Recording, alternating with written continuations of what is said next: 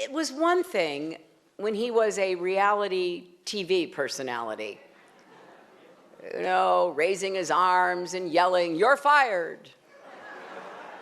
It is another thing altogether when he is the Republican Party's presumptive nominee for president. Americans, we don't need conspiracy theories and pathological self-congratulations. We need leadership, common sense, and concrete plans because we are facing a brutal enemy. In the Middle East, ISIS is attempting a genocide of religious and ethnic minorities. They're slaughtering Muslims who refuse to accept their medieval ways. They are beheading civilians, including executing LGBT people, murdering Americans and Europeans, enslaving, torturing, and raping women and girls. The barbarity we face from radical jihadists is profound. So I would like to have a worthy debate on the best way to keep our country safe. That's what Americans deserve. Now, I read every word of Donald Trump's speech yesterday, and I sifted through all of the bizarre rants and the outright lies. And what I found, once you cut through the nonsense, is that his plan comes down to two things. First, he is fixated on the words radical Islam. Now, I must say I find this strange. Is Donald Trump suggesting that there are magic words that once uttered will stop terrorists from coming after us? Now,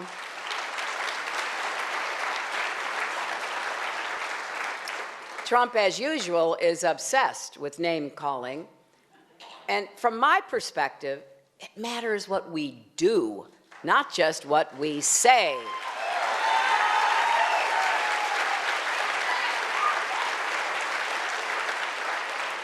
In the end, it didn't matter what we called bin Laden. It mattered that we got bin Laden.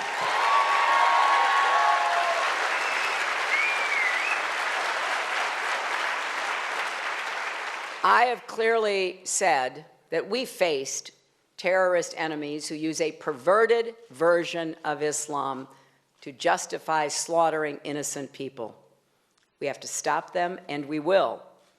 So if Donald suggests I won't call this threat what it is, he hasn't been listening. But I will not demonize and declare war on an entire religion. And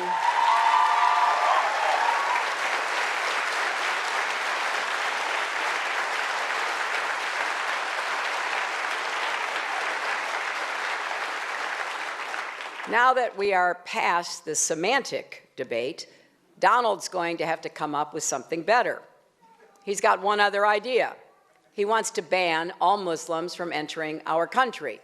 And now he wants to go even further and suspend all immigration from large parts of the world. Now, I've talked before about how this approach is un-American. It goes against everything we stand for as a country, founded on religious freedom. But it is also dangerous. First, we rely on partners in Muslim countries to fight terrorists. This would make it harder. Second, we need to build trust in Muslim communities here at home to counter radicalization, and this would make it harder. Third, Trump's words will be, in fact, they already are, a recruiting tool for ISIS to help them increase its ranks of people willing to do what we saw in Orlando. And fourth, he's turning Americans against Americans, which is exactly what ISIS wants. Leaders who've actually fought terrorists know this. General Petraeus said recently that demonizing a religious faith and its adherents will come at a great cost, not just to our values, but to our men and women in uniform and our national security. Commissioner Bill Bratton of the New York Police Department said, This kind of talk makes his job harder. He has Muslims in his police force. He has Muslims in the community. He needs everybody working together against any potential threat. But Donald won't listen to any of this, not experts like General Petraeus or Commissioner Bratton or anybody, because he says he knows more about ISIS than the generals do. It's almost hard to even think of what to say about that claim.